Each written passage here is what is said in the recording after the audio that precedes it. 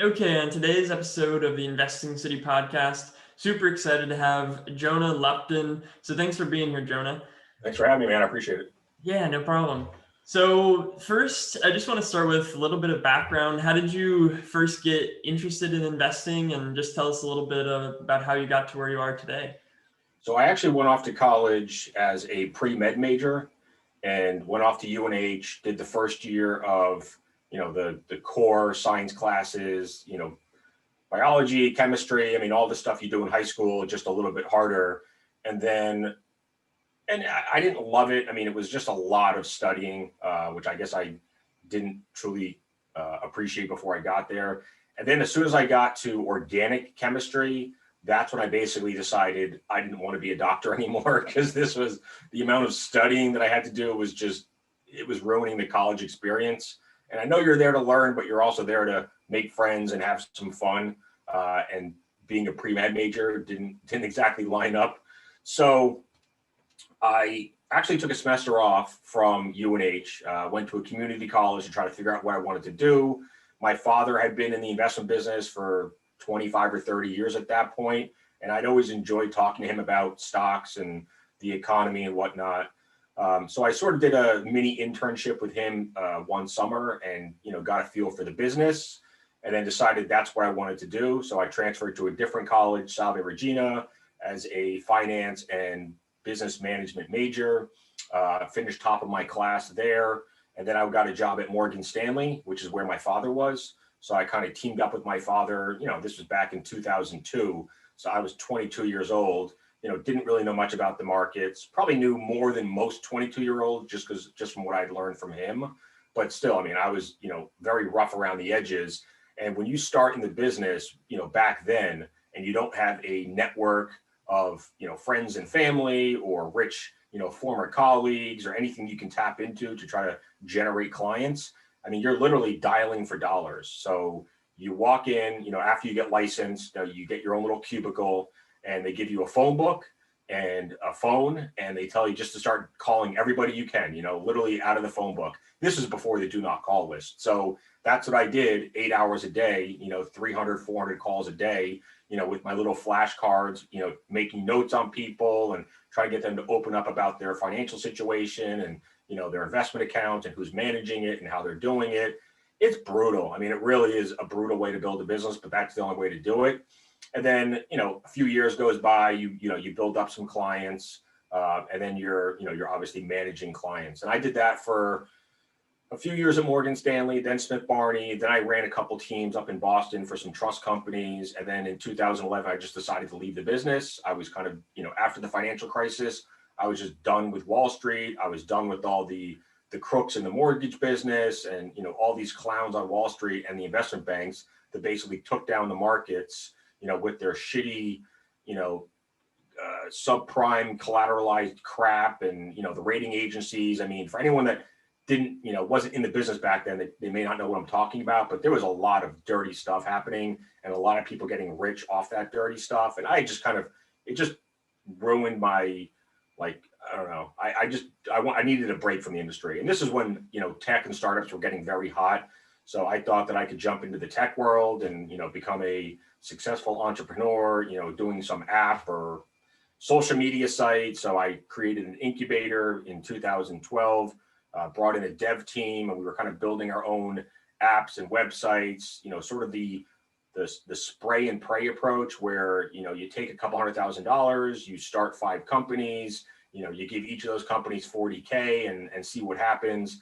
And then the companies that actually start to build some traction, you pour more capital on them and accelerate the growth. But it didn't really work out that way because there I am trying to run a dev team, a design team, 5 startups at the same time. And it was chaos. So nothing really took off the way that I expected it to.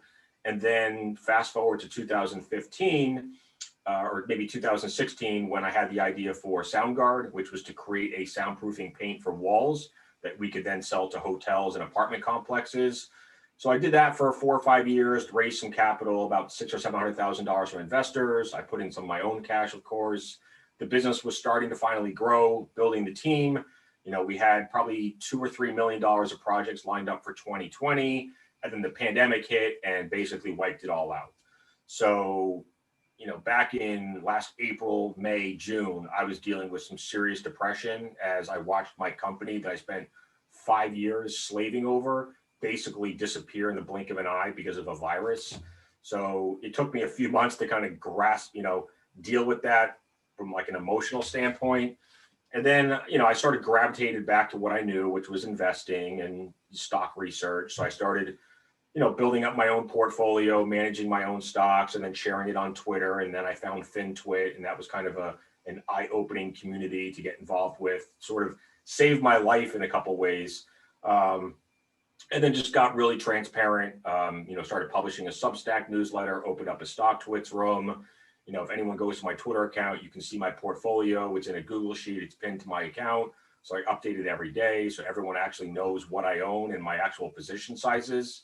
So I'm really transparent, maybe to a fault, because it probably does determine my investment strategy a little bit. Like if I wasn't so transparent, I'd probably be even more aggressive on some of my positions or more active with my trading. But since a lot of people watch what I'm doing, I need to be mindful of that and not send the wrong signals to people. So, I have to try to find the right balance there. But so far, it's been going great. And then recently, I was picked by Chamath and Social Capital to start running some money for them. So back in, I think it was November, Chamath announced that they were going to do this search for what they call emerging managers.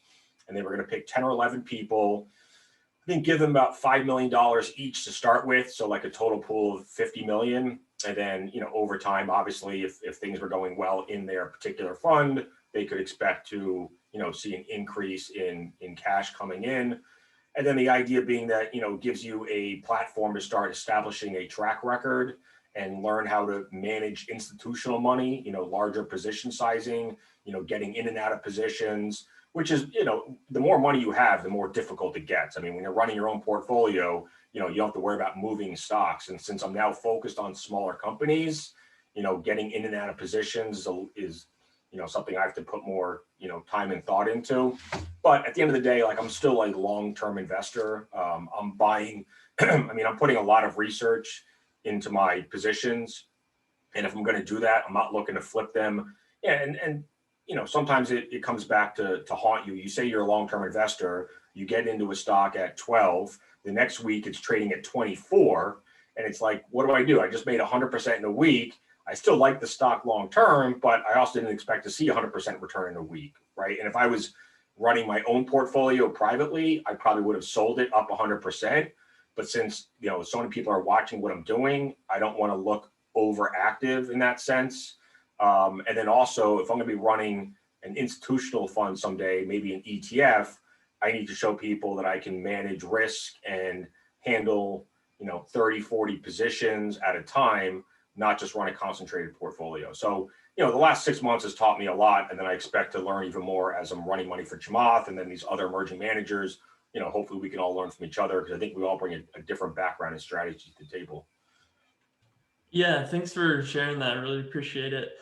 So it's interesting what you bring up with like when you have eyes on your portfolio and wanting to make sure that you're cognizant of that.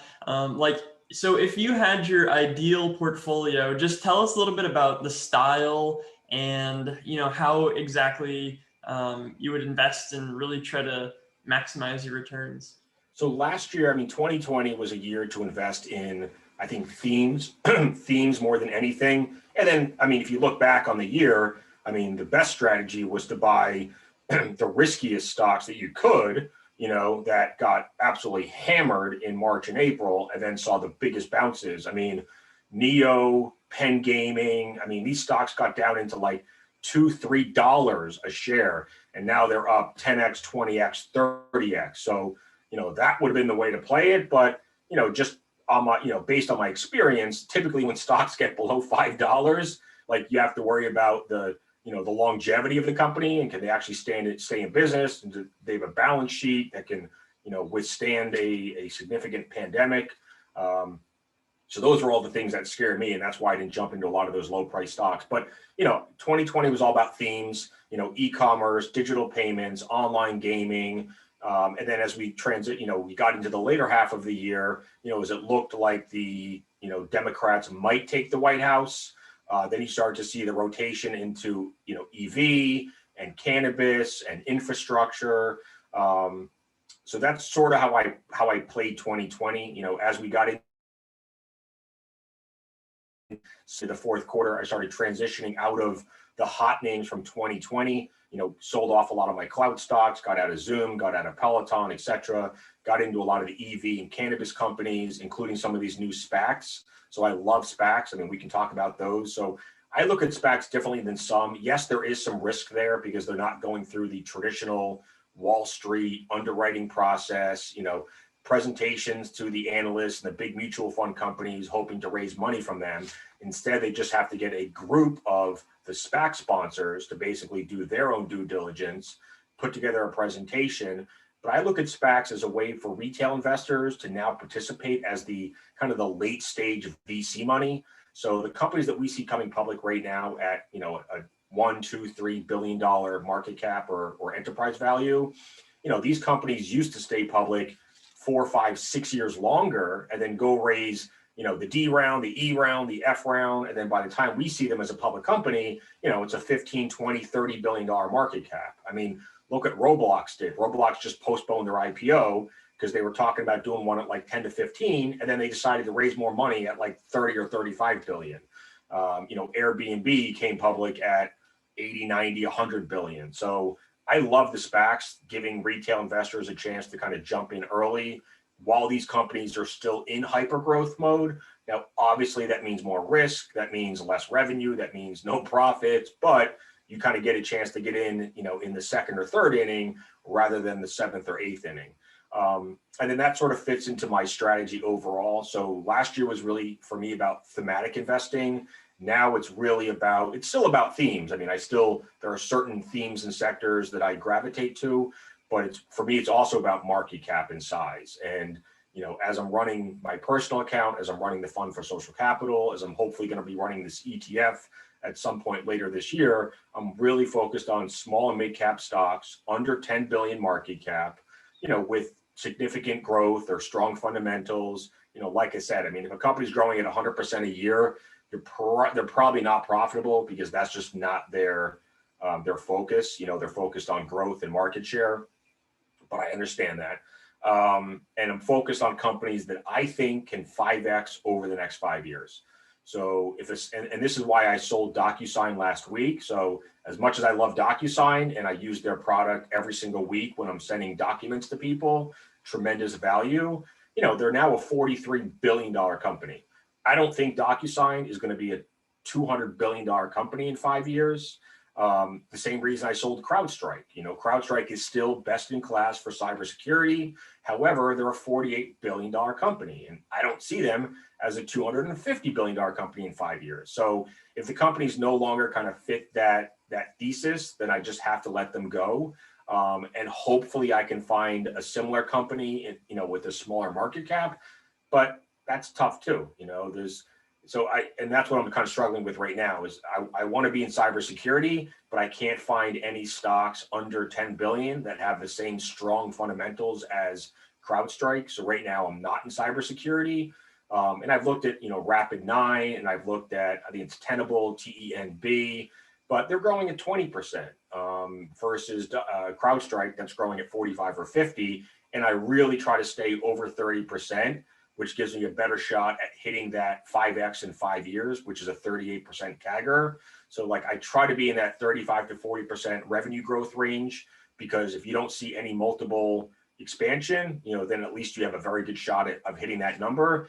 Obviously, if you get, the 35 or 40% revenue growth plus some multiple expansion, that's when you get the 50, 60, 70% annualized returns. So, and then just in terms, so I'm not even sure what exactly the definition of a mid-cap stock is anymore. I think it used to be over 5 billion, but that might have even come up now since there's so many 50 and 75 and $100 billion companies. But so I'm somewhere between, I try not to go under 100 million, for the same reason I talked about before, is that people are watching my portfolio, following me into positions. So I don't want people chasing me into these micro cap stocks as much as I might love them. So there's a couple stocks around $100 million in my portfolio. The bulk of them are sort of in that $1 to $5 billion range. And I know we're going to talk about some of them, Durham Tech, Upstart, Porch, etc. So, but these are all companies that are growing at anywhere from 50 to 250%. Leaders in their category, but that category is either new or it's expanding rapidly, as we'll talk about with kind of these companies now. So Yeah, so why don't we jump into the first one? That was a great foundation to lay. So maybe Durham Tech, I know you're excited about this one. So Durham Tech's my biggest position right now. I heard about this stock maybe a month and a half or two ago. I forget exactly, and I forget who put it on my radar. It might have been someone in my StockTwits room. And the first thing I do is I always look at the fundamentals. So I usually go to Ticker, Yahoo Finance, some other website, look at the fundamentals. The company has very little revenues. And then you look at the stock chart and you're like, oh my God, this thing's already taken off from 10 to 30. So you're like, I don't want to chase it here. This is when people get crushed. But then you dig into the story and you're like, oh my God, this story is incredible. So Durham Tech is a company based in California. And what they do, or at least how I describe them, they've created a genomics smart patch. So the old way of detecting skin cancer for dermatologists or oncologists is to, look at the mole on your body under a magnifying glass or just with the naked eye. And then if it looks suspicious, then they order a biopsy, which is basically they're cutting off a piece of your mole, sending it to the lab to be analyzed to see if there's anything, that's concerning. That's the old way. What Durham Tech is doing, a completely non-invasive method of the dermatologist would take this smart patch, which is about the size of a quarter, rub it on your mole, and then put it back in the pouch and send it to their processing lab in California. And their processing system with lasers and everything else can determine, at a DNA level, if there's any, early signs of skin cancer. So it's faster, it's more effective or more accurate, it's cheaper, and it's non-invasive, right? Because they're not cutting into your body. So there's 4 million biopsies every year, and 90% of them come back negative. So 90% of those people essentially got a mole or something cut off their body that didn't need to be cut off if they had used this Durham Tech patch instead. So, skin cancer, there's 3 different main forms of skin cancer. Melanoma is one of them. Right now, this patch is detecting melanoma, but they also have other products in the pipeline that'll help detect the other forms of skin cancer. So skin cancer is the most common form of cancer in the US, but it's very treatable if you catch it early. So the earlier, the better. And what this company is going to be able to do is help dermatologists catch skin cancer sooner. And I think patients will feel more comfortable, with a patch, literally that doesn't hurt, doesn't rip off any skin. So it's just a much better way. And I think as soon as a doctor does the biopsy and it comes back negative, and then that patient finds out that this patch was available and that patient sues that dermatologist for malpractice, forget it, game over. Like, you will not get another dermatologist opting for biopsy over the patch. And there's really no reason to. And the NCCN, which is the National Cancer Comprehensive Network, which is like the gold standard for products like this. They're the ones that set the guidelines for, people in the cancer field, the oncologists, the dermatologists, et cetera. And back in December, they reviewed it, the test results, the peer reviews, all of that, and they gave it their gold stamp, their stamp of approval. And that's why the stock took off. So once you dig into the story and you find out why the stock accelerated so much, then you're like, okay, that was absolutely warranted. Now, where does it go from here? So I sort of, I do my 5-year projections on the company. Now, I also look at a stock like Exact Sciences, so EXAS.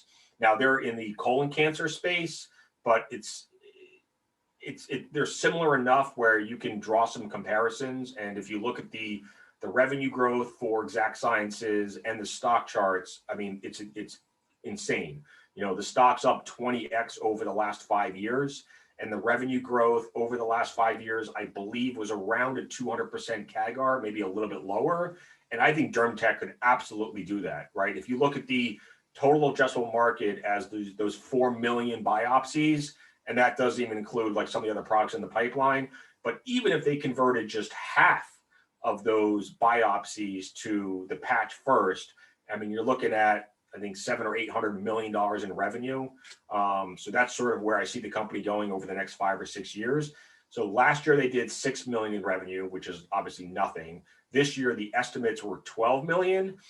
But if you look at the fourth quarter volume processing from the California facility, if you take the fourth quarter numbers and annualize them for 2021, they'll crush that $12 million estimate and probably come in somewhere between like 25 and 30. So things are absolutely accelerating over at Durham Tech, you know, because I mean, there's like something like 5,000 dermatologists in the country. And if, you know, just a half of them start recommending this patch this year, you know, this company is going to go on to do some pretty big things. So that's my biggest position. It's I just hit about 10% of my portfolio today. So even though I have like 38 stocks in my portfolio, Durham Tech is 10%. So significant overweighting compared to even my second biggest position, which is Upstart at about 7.5%. So what Upstart is, so Upstart was started by an employee from Google. And then he brought in someone from Peter Thiel's like Thiel Fellowship Program, and then one of his former colleagues from Google. So when Upstart first started, they were doing what they call P2p loans, so person-to-person loans. And I didn't really dive into it too much because they pivoted out of that pretty quickly, but it just wasn't really scaling. I mean, I get the idea, like if I have $100,000 in my bank account and, you know, 20 people around the country need loans and can't get it from the bank, you know, I guess I could lend them my money at a, you know, higher interest rate, but I don't know. I can see where some people wouldn't feel very comfortable with that. So before, they were actually running out of money and they went to the investors. I think they offered to give the money back to the investors, whatever was left. And the investors were like, nope, you have 3 more months to pivot into something else. So figure it out. So they decided to start building an AI model to help with underwriting. So underwriting in this country is a shit show, and it's mostly done with FICO scores. And a lot of underwriting departments, because I've worked in banks before, so I know this, you know, it's still done by humans. Like it's still humans that actually make the final decision on whether or not someone gets a loan, whether it's, you know, a personal loan, an auto loan, a mortgage, a business loan, like there's still human touch to that process. And Upstart is trying to eliminate that. So they created an AI model. Right now, it started off as personal loans, and then they've actually started doing auto loans as well. But the typical FICO score is like, it's a joke. I mean, it's like a tiny snapshot of your credit and payment history where all these other factors really should be accounted for. And that's what Upstart does. Everything from, you know, where you live, where you went to college, your grades, like tons of stuff. Now, it's 1,600 data points, and they don't, you know, disclose what they all are. So, you know, you kind of have to guess. I don't know how you'd even get to 1,600, but they've started working with partner banks. So what they do is they're basically like a white label AI platform powering the underwriting department for the banks. So the banks are out there, you know, driving traffic to their website. People apply for a personal loan anywhere up to $50,000, I believe. And then, you know, that's where Upstart's model kicks in. And within like 60 seconds, that person's, you know, either going to get approved or denied. But it's very fast. It's very accurate. And so far in the first couple of years or few years, they've been able, so banks have been able to approve twice as many loans without increasing their default rate. So you're basically doubling the revenue for the bank by using Upstart instead of using their own, you know, Joe and Mary in the basement approving loans by hand. So just a much, much better model. And then, you know, the company's already alluded to getting into other, you know, segments of the credit market. So auto loans is already happening. I would expect them at some point to get into mortgages, student loans, credit cards, business loans. I mean, commercial real estate. I mean, who knows how far they can take this thing. There's really nobody else, as far as I can tell, there's really nobody else doing it this well, you know, already. not to say that other companies aren't working on it. Could Bank America, JP Morgan develop their own AI models? Yes, probably. But, Upstart already has a 6 or 7 year head start on them. So I'm not sure why they wouldn't want to just license the model from Upstart. And then on top of it, because Upstart has all the data from all of those customers across all of those banks that are making payments on or missing payments on Upstart loans, they have that data, and that data is being used by the model to keep improving itself. So, as they grow, the model's going to get smarter and smarter and better over time. But it's giving more people more access to credit while not improving default rates. But it's also allowing banks to provide loans cheaper because they don't have so much human underwriting cost involved. I mean, it's like this is where technology is replacing humans. Instead of having a 20-person underwriting department at a bank, maybe now you only need a 5 or 6-person underwriting department, right? So 14 people could theoretically lose their jobs, which sucks. I feel bad for them. But at the end of the day, that's the way the world is going. I mean, we're being taken over by, improved technology processes. So I think, I say that Upstart is the future of underwriting, and the credit markets globally is like $100 trillion market. It's freaking huge. Third biggest position is Porch. So this was my write-up this past week on my Substack newsletter.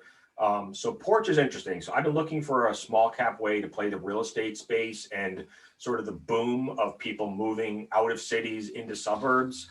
And, I'm sure I'm not the first one to say this, but, with the pandemic, a lot of people are getting out of the cities and, moving into homes or suburban communities for more space and backyards. And because now they can all work from home, the three obvious ways to play it are Zillow, Redfin, and Opendoor, but they're all much bigger companies, or they've all had, like Redfin, I think was up 300% or 350% last year. I really don't want to chase it here. So Porch is interesting because what Porch does, so Seattle-based company, been around for about 7 or 8 years.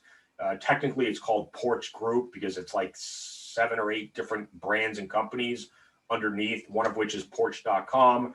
And then they've done, like just in January, they acquired 3 or 4 different companies. So, even though they're a small company, market cap just over $1 billion, recently came public via SPAC, like they're definitely doing the whole roll-up strategy, very, in terms of like moving services, insurance services, these are all very fragmented markets. So they're trying to, grow the company, not just organically, but also through accretive M&A deals. So essentially when they first started, they were kind of a marketplace like Thumbtack or Angie's List to connect contractors with homeowners, for different types of contractor services. And they still do that. Like that's definitely still part of their business model. But what they're also doing, they're trying to become so I call them the homeowner operating system, where they partner. So they develop software for inspection companies and moving companies. So an entire like ERP, CRM software platform for those companies to run their businesses. And then what Porch did was said, okay, you can either pay us a monthly SaaS fee for the software that we developed for your industry, or you can use the software for free, but you have to give us your entire customer database. And most of them are actually giving them the customer database. So what Porch is able to do is leverage the software into early access to people as they're getting ready to, sell their house, buy a house, move, state to state, whatever. So these are like the prime customers for a company like Porch, because as those people move from one city to another or one state to another, like they need to find all new contractors, cable providers, security companies, like they're starting from scratch. And Porch is there, 6 weeks before they move to basically, act as that operating system and help them find all the products and services they need to make their move easier. So really, like I call that one of the best customer flywheels I've ever seen, where they actually develop the software and give it away for free in exchange for the inspection companies' customers and moving companies' customers. So really interesting. the company would have grown this year at about 70% top line growth because they did some of these M&A deals. It looks like growth can be, they just raised their revenue estimates this year to 130%, and gross margin should come in somewhere around 79%.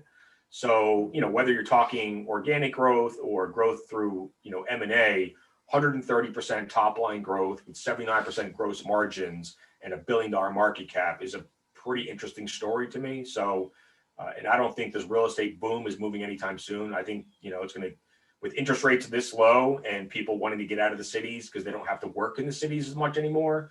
Like, I just think this is good. This real estate thing is going to continue. So, next stock is Mohawk. So I know Mohawk's been all over FinTwit recently because it's every day it feels like it's up another 5 or 10%. It's actually up 10% today.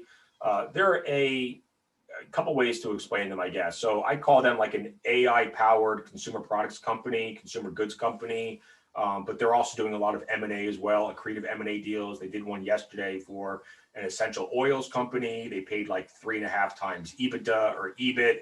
So that's I think that increases, that brings like, I want to say 60 million to the top line and like 15 million to the bottom line. I forget the exact numbers, but either way, it's definitely accretive for the company.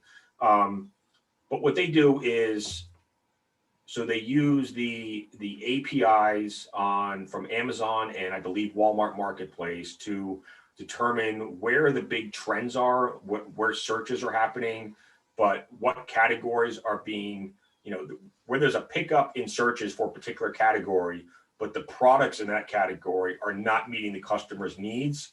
And you're seeing, below average reviews for the top products. And then that's where Mohawk works with their overseas partners to develop a product for that category and get it onto the marketplaces within 6 to 9 months. So they have a very, what's the right word? Nimble, I guess, agile, I guess agile is probably the right word. A very agile kind of like manufacturing, sourcing, like infrastructure. I believe most of it's happening in China, but they do talk about like they're able to, identify these trends, identify these opportunities, and actually get a product, designed, manufactured, and shipped over in some cases within 6 months. So, and they're another company growing. So even without these last couple of M&A deals, I mean, they would have grown probably 60, 65, maybe 70% this year. And with a couple of these M&A deals, they're actually going to grow about 100% year over year. And they should be EBITDA profitable this year, maybe even net income profitable. And it's still a small company. I mean, this was a stock that I jumped into in December at about $12. I wrote about it in my Substack on, I think it was December 21st when it was about $12.50 or $12.75. Now, today it's at 32. So, I mean, it's had a monster move in the last month and a half, but the market cap is still just $685 million. They should do, so they guided yesterday, I believe they raised guidance from 300 million up to 350 million. And I know people that know the company even better than me, and they think the company has a shot at doing 400 million this year, even without more M&A. And then obviously some M&A could even push it higher than that. But let's just, even if they only do 350 million this year, the company's still trading at less than 2 times sales. Like, it's a joke. And, I mean, Shopify obviously is a different company. But when you see a company like Shopify trading at, 30 times sales, and then you see a company like Mohawk at 2 times sales, like, it's bonkers. Like, sometimes I hate myself for not just loading up, and having 50% of my portfolio in Mohawk, from 6 weeks ago. But, like, you still have to worry about these micro cap or small cap stocks. Obviously they depend greatly on Amazon and Walmart marketplaces. So if anything was to disrupt that relationship, obviously that'd be bad for the company. So, there's obviously risks and concerns with any of these smaller companies. But for all of the brands that they own and operate and then acquire, they also have their own independent Shopify stores. So not all of their sales are happening on the marketplaces. Some of them are happening direct to consumer on those Shopify stores. So, Mohawk definitely relies on Amazon and Walmart, but it's not exclusive. So just a really interesting company. I've talked to a couple of the founders before. They're very open and transparent, which I obviously appreciate. So very cool company to be on the radar. And even though the stocks moved from 12 to 32 in the last month and a half, I mean, I think this could be a $50, $60 stock by the end of this year, just on valuation alone, and, easily $100 stock by the end of next year. And let's see, do you want to do one more? Sure, one more. That'd be great. Thanks. Okay. So another stock I wrote about recently is Inspire. So Inspire Medical, the website is inspiresleep.com. Very interesting company. So sleep apnea, and then even more, and then obstructive sleep apnea. So they're a little bit different, but there's 20 million people in the US that suffer from sleep apnea and 100 million people around the world. So it's a massive market. So obstructive sleep apnea is obviously the more serious one. And that's, I think 8 or 10 million people in the US suffer from that. And the overwhelming majority of them have to sleep with a CPAP machine. And if anyone knows what a CPAP machine is, I mean, Google it, because it's going to blow your mind. You're basically sleeping with like a big gas mask on your face, hooked up to a machine that's basically forcing oxygen, through your airway. Because what happens is when you sleep on your back, if you have obstructive sleep apnea, your tongue is relaxing into the back of your throat and blocking your airway. So that CPAP machine is forcing forcing air, I believe, through your, down into your lungs so that you don't suffocate. So people that have sleep apnea, like, they constantly wake themselves up because they think they're suffocating. Like, it's horrible. I have it. Now I sleep on my stomach because I refuse to sleep with the mask on. So I sleep on my stomach, and now I have back problems and neck problems because of it. But it's definitely better if you can sleep on your back. It's a much healthier way to sleep for your body. So what Inspire does, which is crazy, they created a device that gets implanted on your chest wall. It's small. It's like half the size of a credit card. And then it's hooked up to, so there's like a little wire basically that goes to, I think it's called the hyperglossal nerve, which is the nerve that controls or stimulates your tongue. So what this device does, and you turn it on every night when you go to bed, like there's like a little remote control that you put over your chest and you turn it on. So while you're sleeping, the device detects when your lungs are trying to take a breath, and then it sends a signal to your tongue to move out of the way so that the air can get down into your lungs. It's crazy. And it's an expensive surgery. It's $25,000 to $30,000, but almost every insurance company now covers it as long as you prove to them that you have sleep apnea. So you have to do like the sleep study, which I've done before. And in some cases, you might have to try the CPAP machine for 6 months. But I actually know a couple of people that have had the surgery, and they said it's life-changing. And they echoed that, where they had to try the CPAP machine for 6 months, basically say, this thing sucks, I can't sleep, I want the surgery, and then the insurance company will authorize the surgery. But just a really cool company, still in hyper-growth mode. I think even though the stock hasn't gotten really depressed, or the stock had a nice bounce back from March, I think it's bounced back because people realize that this is still an elective surgery. So there was a lot of demand that couldn't happen in 2020 because of the pandemic, but then now a lot of that demand should bounce back. And like I said, I mean, the company's done, I believe it's 13,000 surgeries over the last 4 or 5 years since they got FDA approval. So that's another important thing. Like they already have FDA approval, and I think there's like 550 like big commercial sleep clinics around the country, and their sales force obviously is going out to those sleep clinics to educate the doctors on this new technology and surgery. And I don't really understand, like, I dug in obviously a lot to the company, but I don't understand the insurance side of it. So I don't know what the doctors make, like, the sleep clinics, like, do they make more money if they recommend a CPAP versus this? I don't know. Like, that stuff's over my head. I mean, I just focus on Inspire and the technology, phenomenal gross margins, growth is like 60% top line. Gross margins are, I believe, around 85%. And when you see that they've only done 13,000 surgeries, and there's like 8 million people that wear CPAP machines every night, like that's just a lot of runway to go. And there's nobody else in this market that's doing this. So they're the only, so it's called minimally invasive. So they're the only minimally invasive FDA approved technology for obstructive sleep apnea. So cool company. It's obviously a position of mine. It's like my 11th or 12th largest position. Market cap is around 4 billion, I believe, still. Stock got up to about 228 a few weeks ago, pulled back down under 200, which is when I kind of doubled my position from about 2% to 4%. So I keep typing in the ticker wrong. Hold on. SP. Yeah, I'm pretty sure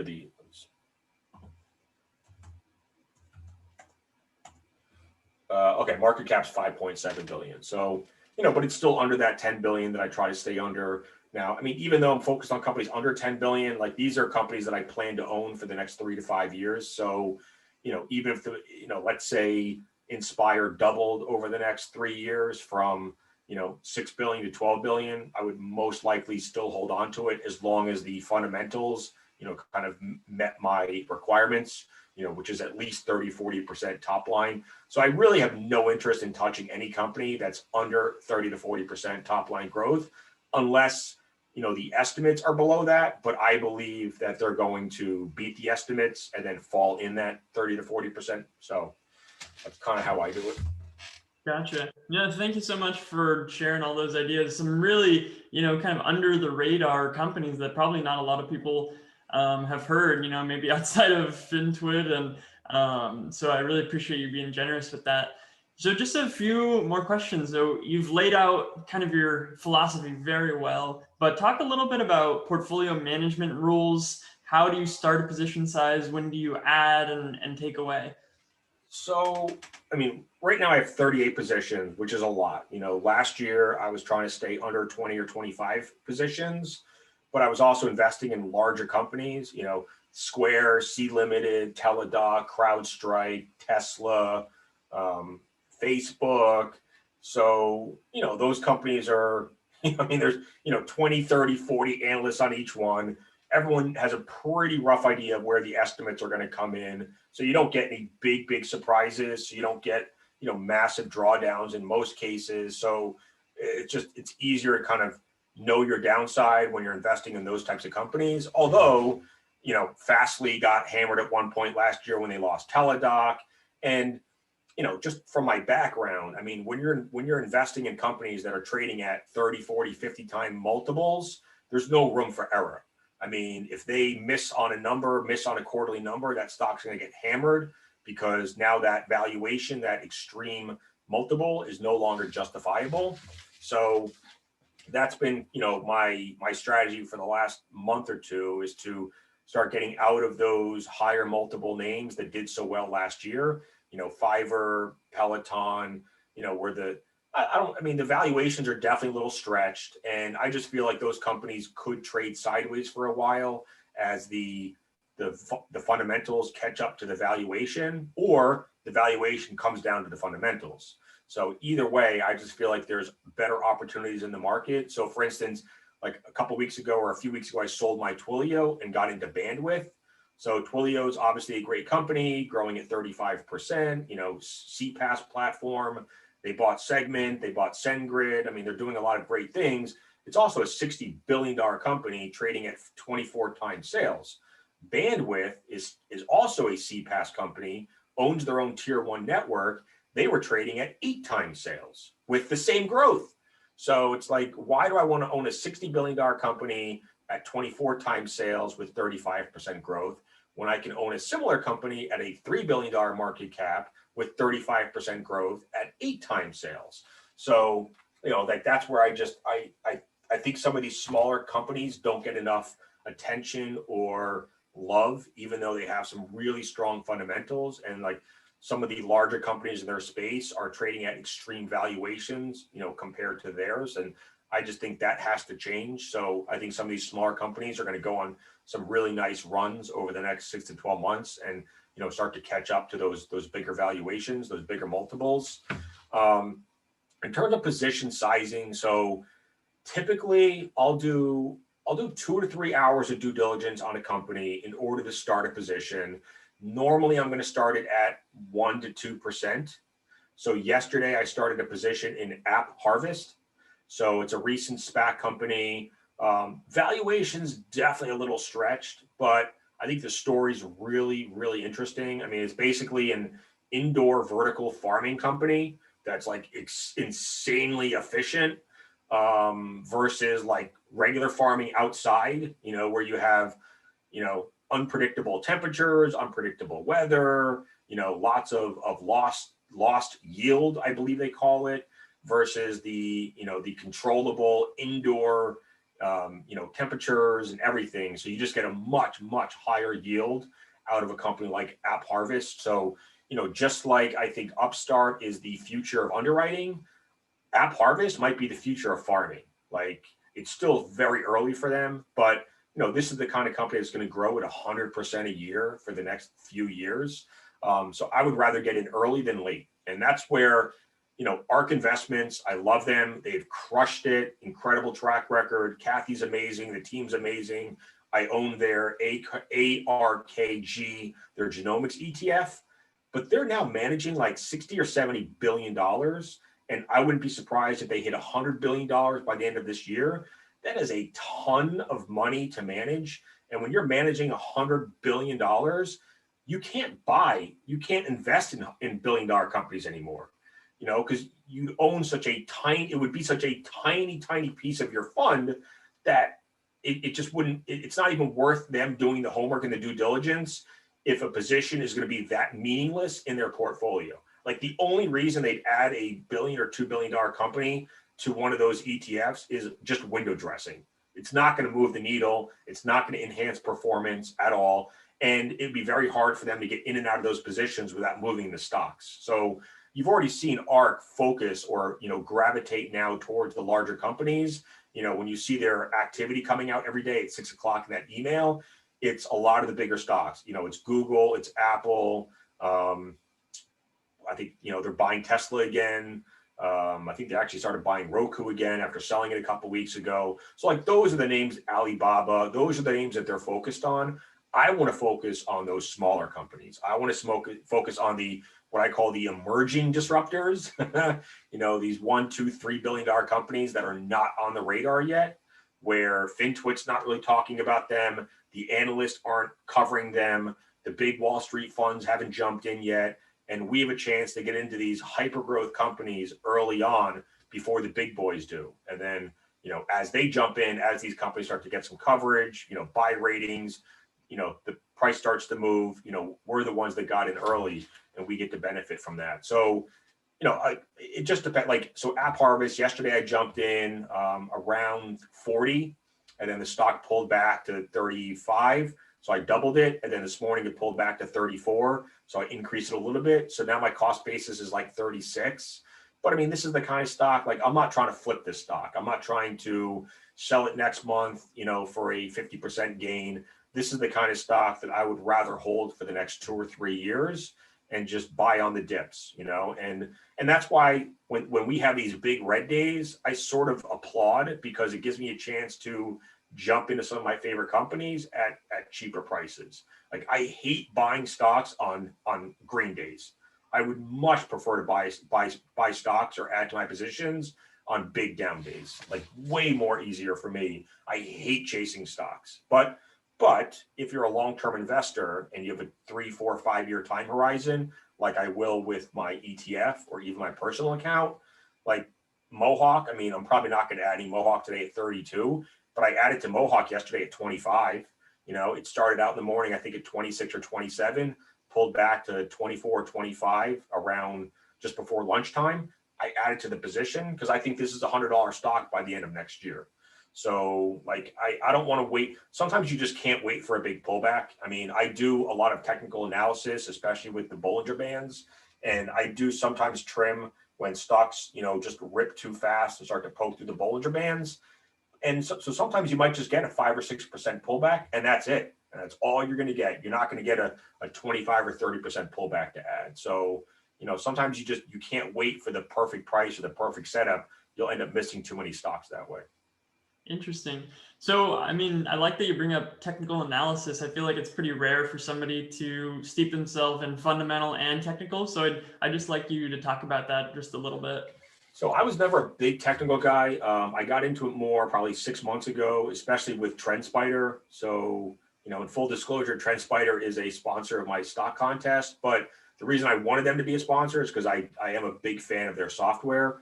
So they just make it really easy to do technical analysis. I mean, you can, create all of the moving averages you want and the Bollinger Bands, like literally anything with just the click of a button.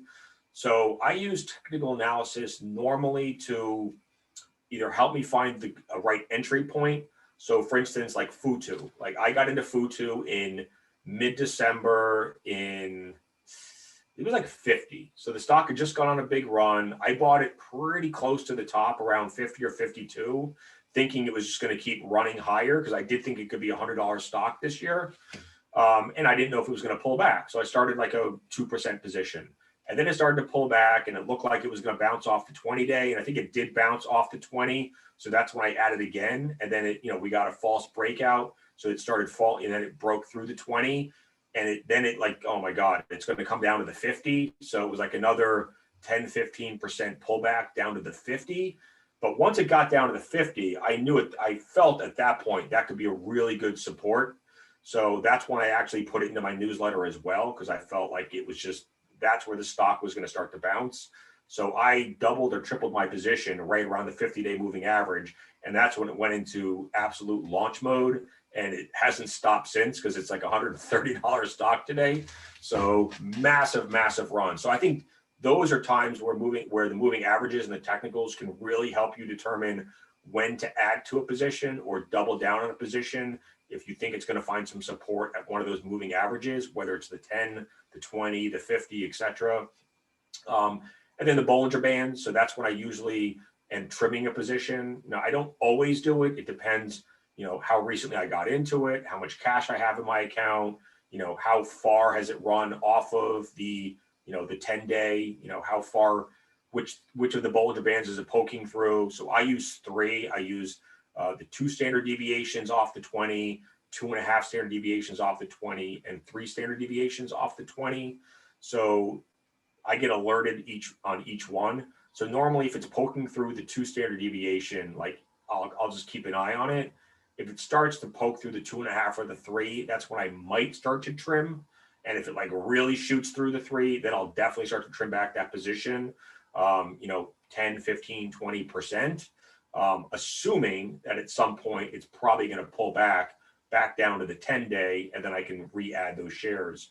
But, that was my strategy more in 2020 when I was in a very low tax bracket.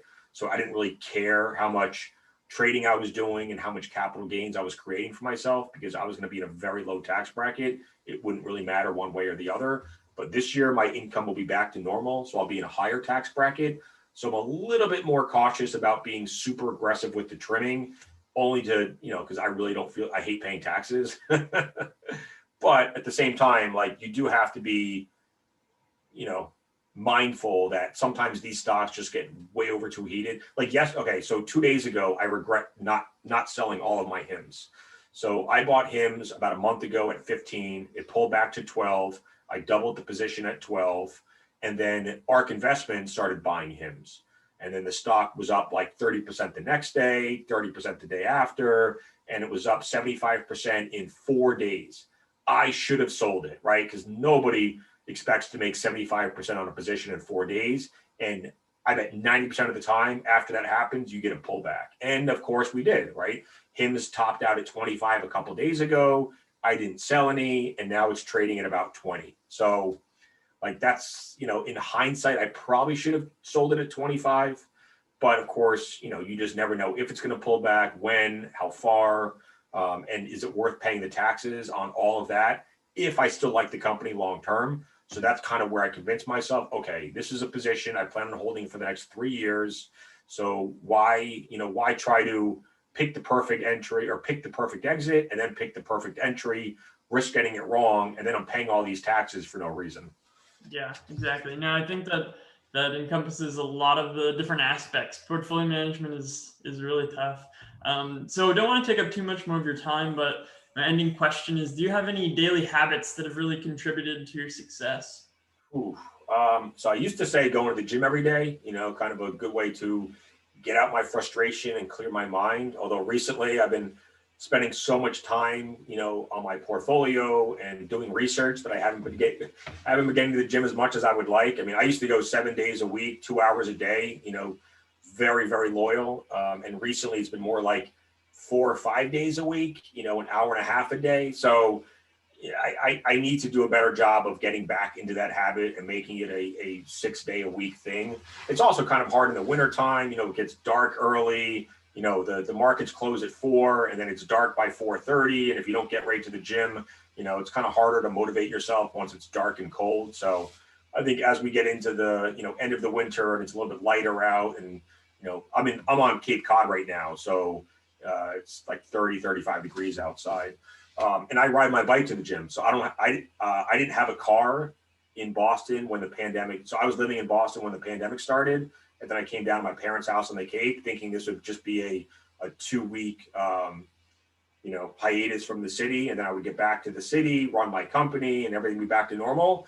And then of course, 10, 11 months later, I'm still here. So now I'm looking at houses right now. I'm probably going to buy something in the next few months, but if anyone knows Cape Cod real estate, it's, $400,000 gets you a tear down shack. So it's brutal out there. I mean, and it's funny, I've looked at some other states and, even just a couple of years ago, the prices then versus prices now, I mean, everything is up dramatically. Even down in Wilmington, North Carolina, you could get a brand new, 4-bedroom new construction home for 300,000. Now it's like 400 or 450. So prices have really moved a lot around the country. Obviously, low interest rates is part of that. And then just the flight out of the cities. So I'm trying to buy something now before, prices go up even more over the next 6 months. So, but yeah, so I don't have a car in the Cape. So I ride my bike. I literally, it could be snowing out 15 degrees and there I am riding my bike to the gym. Your dedication. Yeah, I'm kind of crazy.